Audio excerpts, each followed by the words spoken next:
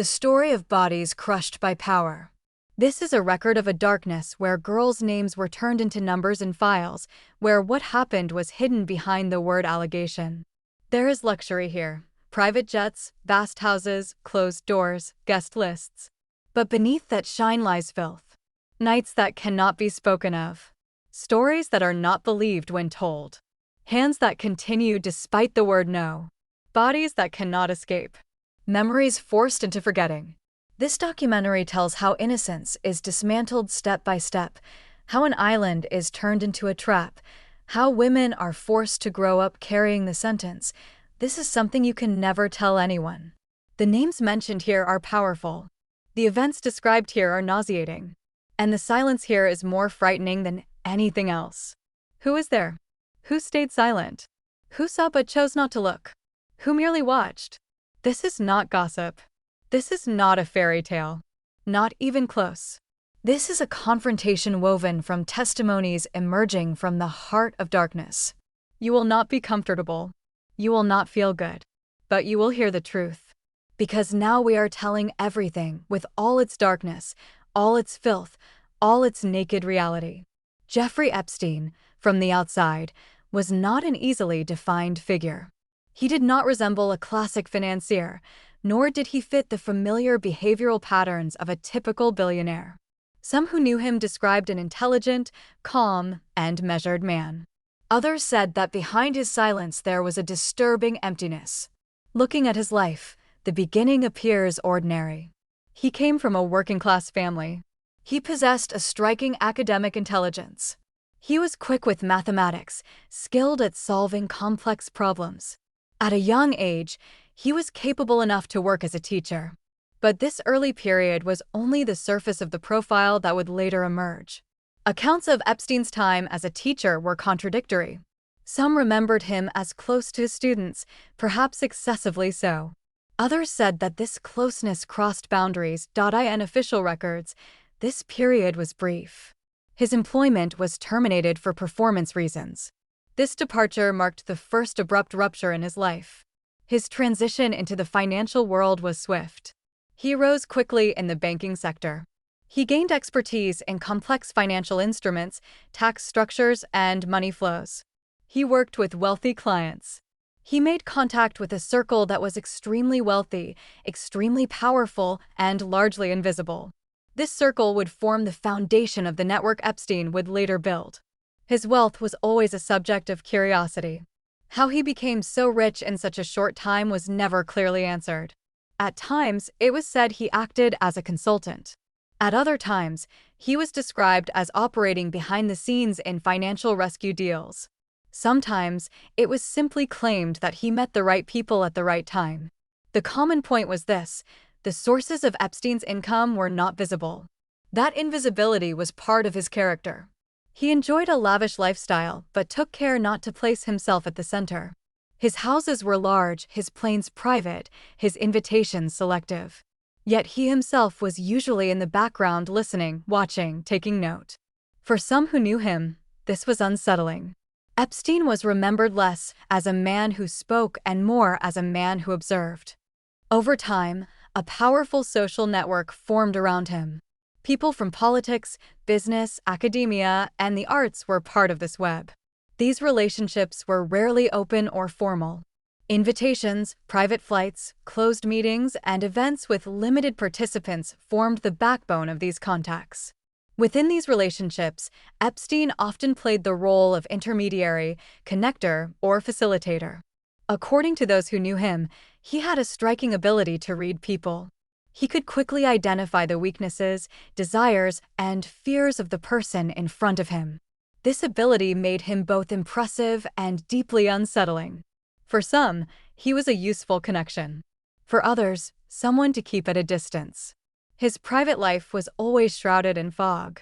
He had long-term relationships, but many of them appeared, from the outside, to involve imbalanced power dynamics. His relationships with women would later sit at the center of the allegations brought against him. These relationships sharpened the divide between his private world and his public image. Epstein's lifestyle was built on absolute control.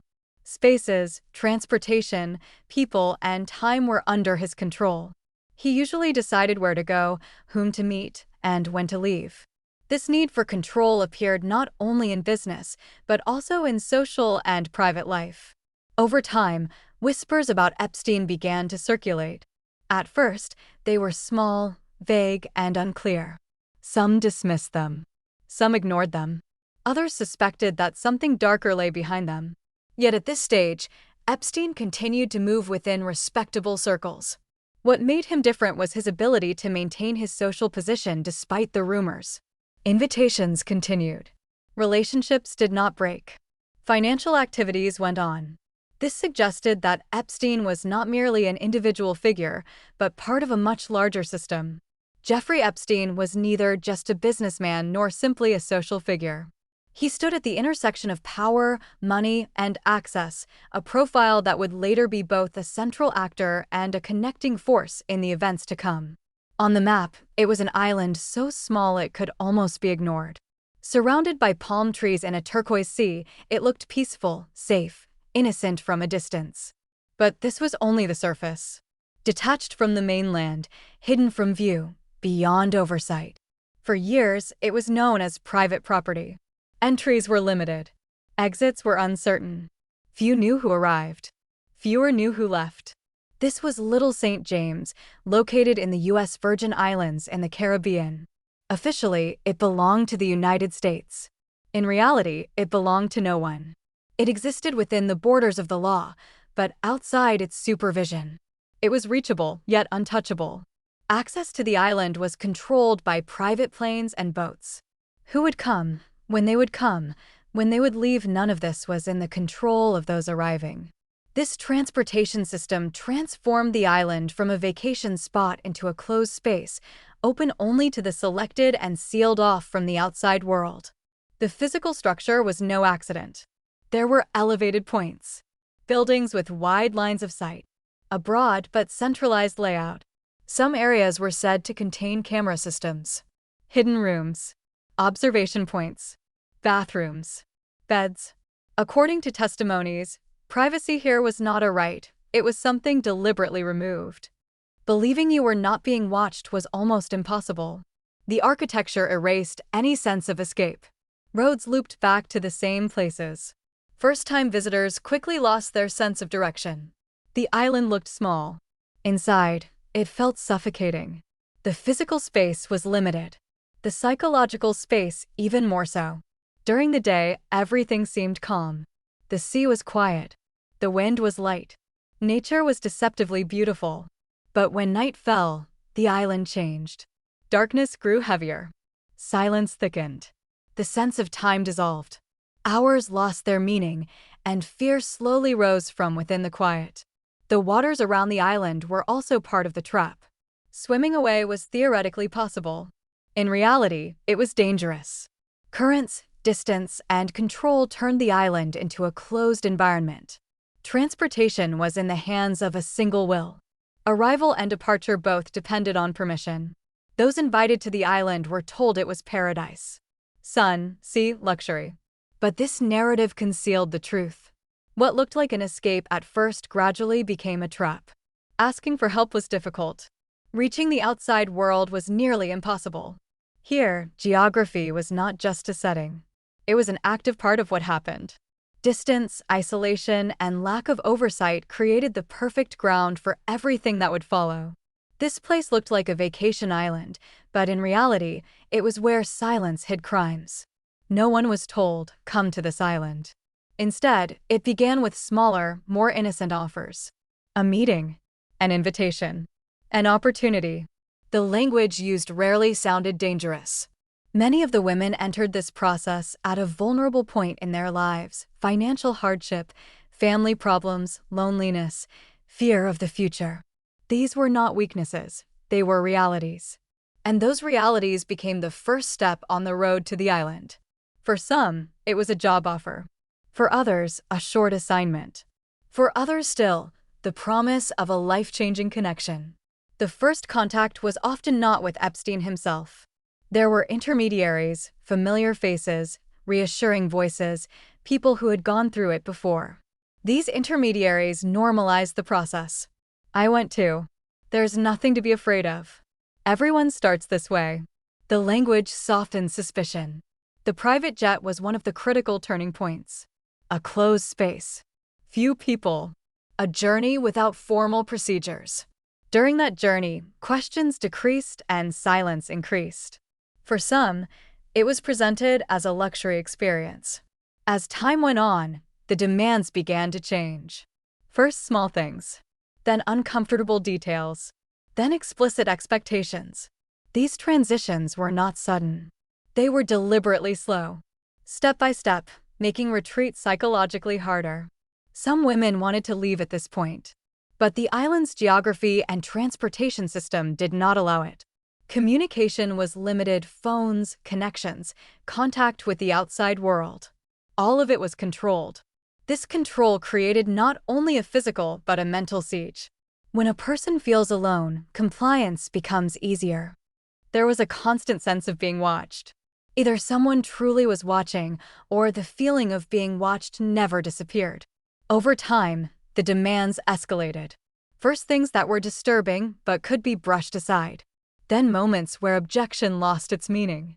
For some women, the breaking point was clear the moment they felt their bodies no longer belonged to them. There was no boundary to touch. Refusal was possible, but it came with a price. That price was not always a threat. Sometimes it was a look. Sometimes a sudden change in tone. Sometimes the feeling of being completely abandoned. The hierarchy on the island was clear. Who spoke was obvious. Who stayed silent was even more obvious. This order was maintained not by overt violence, but by control. Transportation belonged to someone else. Communication was limited. Time was uncertain. Days blurred into each other. What happened often did not look like open violence. The line between coercion and consent was deliberately blurred. This blur concealed the weight of the crime and locked shame inside. When a person cannot name what they're experiencing, they become unable to react. At night, the island grew heavier. Darkness was not just the absence of light. Silence thickened. Space narrowed. Some nights, it was clear who would go where. Other nights, the uncertainty was worse. Waiting was often more exhausting than what actually happened. The buildings reinforced this feeling. Rooms were isolated but unsafe. Enclosed spaces erased the idea of escape. Thick walls, limited windows, what happened inside stayed inside. Reaching the outside world became impossible, not only physically but mentally. For some women, the most devastating moment was realizing they were not alone. None of this happened just once. Over time, resistance weakened and was replaced by acceptance. This was not consent. It was survival. Staying silent. Adapting. Trying to become invisible. These were not choices. They were necessities. Shame, guilt, fear, and anger blended together. Silence was not a preference, it was a requirement. Speaking had a cost. Silence did too. What happened here did not occur in a single night. It stretched over days, weeks. A system formed where control, uncertainty, and power imbalance were intertwined. At this point, it was no longer about an island, or a place, or even a single person. It was a constructed system. The accusations were not about isolated incidents. They described a pattern that repeated over years, using similar methods. The common elements were systematic exploitation, organization, and long-term invisibility. When the allegations first emerged, the picture was fragmented: individual people, separate times, different locations. But when the accounts were placed side by side, a clear pattern appeared. At the center of the accusations was harm. According to the claims, many of the women were economically vulnerable, dealing with family issues, or otherwise unprotected. The accusations went beyond individual encounters. Being used and then passed on formed a significant part of the narratives. Women were allegedly transported across states and countries, flown on private jets, within an organized structure. This movement expanded the scope beyond the local. Blackmail allegations also emerged. Some accounts suggested that what happened was recorded and could later be used as leverage. Prosecutors alleged that minors were systematically exploited in a planned, long-term structure. Then a critical break occurred. In the first major legal case, plea agreements narrowed the scope of the charges. Severe allegations were reduced to lesser offenses. This created a deep sense of injustice among the public and the victims. The gap between what was described and the penalties imposed was enormous. Years later, new testimonies and broader investigations brought the accusations back into focus. This time, the picture was larger, not only what had happened, but how it had been ignored, postponed, and covered up. In the second major wave of investigations, the charges were more severe: trafficking, exploitation, and criminal conspiracy. The accounts began to complete each other, filling in earlier gaps. Women who went to the island often could not hold back their tears when speaking. The words changed, but the feeling was the same: fear, freezing, shame, silence. Some said their bodies felt detached from them. This dissociation did not remove the pain, but made it survivable. One feeling appeared repeatedly in testimonies: shrinking. Not physically, but mentally. Making yourself smaller. Taking up less space. Trying to be less visible. Because visibility meant new demands. Another night. Another room. Another silence. Many women did not speak for a long time. They could not. Because speaking meant reliving it. Words caught in the throat. Voices trembled. Memory fractured. And there was fear of how others would respond. Some who tried to speak were not heard or were only half heard. After leaving the island, things often became worse. Sleep was disrupted. Physical contact became difficult. Trust shattered. Simple things became triggers. Some women described feeling detached from their own bodies for years, unable to look in the mirror, unable to touch themselves, unable to recognize who they were. The testimonies were clear: this was not a misunderstanding. Not a momentary loss of control. Not an individual flaw. It was a repeating system, protected by silence. There were rumors. Disturbing stories. But they were often labeled unproven, exaggerated, or confused. These labels did not erase the truth, they diminished it. People waited for certainty. Waiting felt safer. Institutional language was cold. Complaints existed, but became files. Files entered processes. Processes dragged on. As time passed, memory faded. Witnesses grew tired. Voices lowered. This mechanism was more effective than open denial. It offered hope without results. Some accounts were published, but softened or narrowed. The real weight was lost in detail. Readers were disturbed, then returned to daily life. Discomfort alone did not create change. This cycle continued for years. It slowed at times, but never fully stopped. As long as silence remained, the system survived. One central figure was Ghislaine Maxwell. Some victim statements alleged that Maxwell acted as an intermediary, directing women toward Epstein and playing a role in organizing the process. Maxwell denied the allegations. Her cases followed a separate legal path. Political figures mentioned included Bill Clinton and Donald Trump. Clinton was alleged to have had social contact and traveled on private flights. He stated that he never visited the island and had no involvement in the crimes.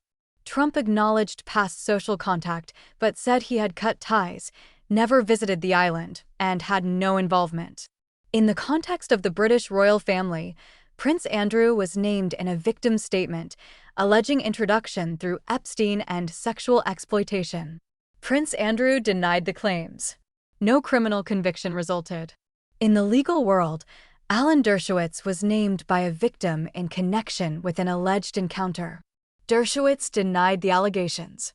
In business and finance, figures such as Leslie Wexner were named as long-term associates with claims about financial management. Leon Black, Glenn Dubin, Mort Zuckerman, and Peter Soros were also mentioned in relation to financial or social contact. In entertainment and the arts, names such as Kevin Spacey, Woody Allen, Chris Tucker, Alec Baldwin, and Michael Jackson appeared in files without direct criminal accusations, limited to social contact or invitations. In fashion and modeling, Jean-Luc Brunel stood out. Some testimonies alleged he played a role in introducing women to Epstein. Brunel denied the allegations. Others in Epstein's operational circle were also named, including Sarah Kellen, Nadia Marcinkova, Leslie Groff, and Adriana Ross, alleged to have handled scheduling, travel, and logistics. Some of them claimed they were victims themselves. Additional names appeared in testimonies and social records: David Copperfield, Tom Barak, Tony Blair, Richard Branson, Ehud Barak, and Mohammed bin Salman, again in the context of contact, not direct criminal accusation. This placed the Epstein case at the center of not only a legal, but also a moral and societal debate. And this gray area remains its most disturbing and contested aspect. Previously sealed information began to emerge: travel logs, locations, relationships, repeated patterns. Individually, they could be defended. Together, denial became difficult. The story stopped being fragments and became a structure. Reactions varied. Some withdrew. Some went silent. Some tried to reframe their past statements. When legal processes intensified, the tone hardened. This was no longer just narrative. There were documents, testimonies, timelines. Control slipped from individual hands. The process moved under its own weight. This was the most dangerous stage for the system because it could no longer be steered. Panic grew as momentum increased. Some relationships ended abruptly. Some names disappeared. Others stepped forward. Everyone tried to position themselves. What unfolded was not just the fall of one man. It was the unraveling of a network. As connections loosened, events once seen as separate began to link. These links had long been denied, but could no longer be ignored. The collapse was not loud. It did not come with explosions. It was quiet, heavy, inevitable, like a building rotting from the inside while still appearing to stand.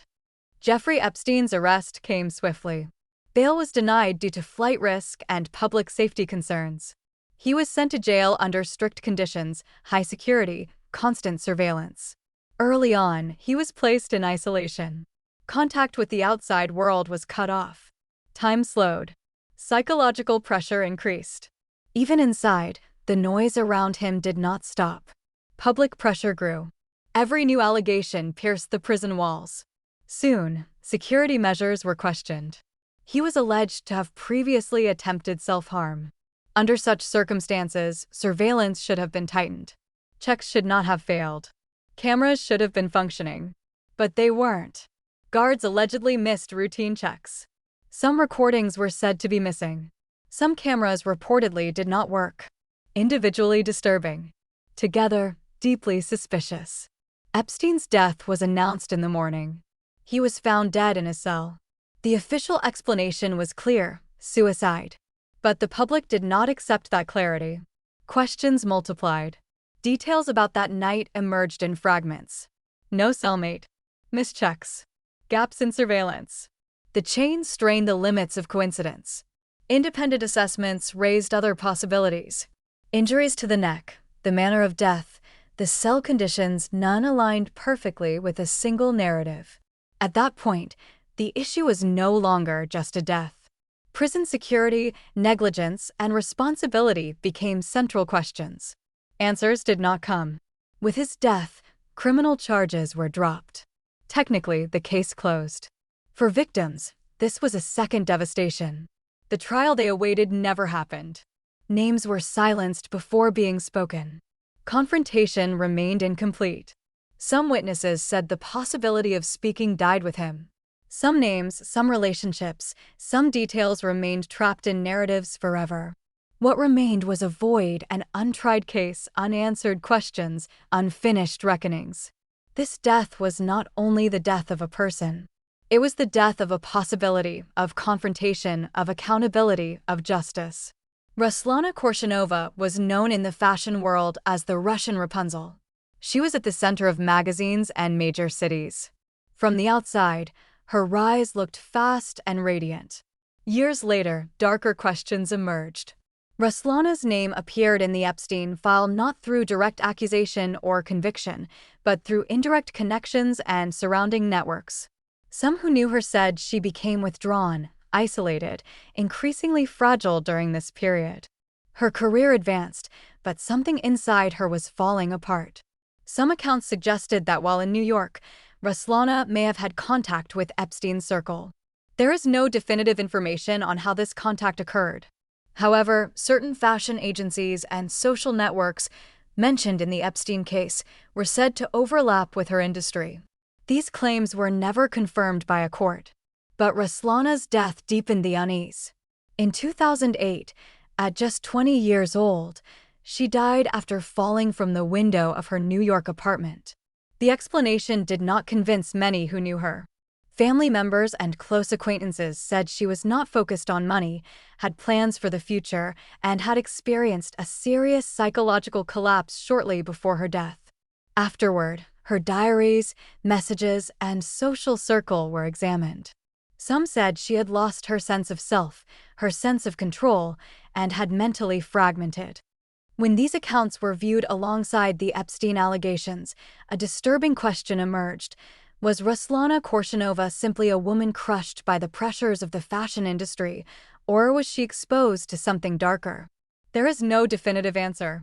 Some witnesses and commentators noted similarities between her psychological breakdown and those described by women who passed through Epstein's orbit: intense manipulation, loss of identity, shame, guilt. Her death was officially recorded as suicide. But the unanswered questions left behind a discomfort far beyond that record. Everything presented here, every event, every name, every account, is based on allegations, testimonies, and publicly available information. There is no claim of absolute certainty, no blanket accusation. But there is also no erasure. Because the central issue is not only what happened, but how it was silenced for so long, how it was ignored, how it hid behind the phrase lack of evidence. This story did not begin on an island and end in a file. It remained inside people, in broken sentences, sleepless nights, unfinished lives. This is not an ending. It is not relief. It is a recorded confrontation with darkness. And there are truths that disturb even when they are only spoken.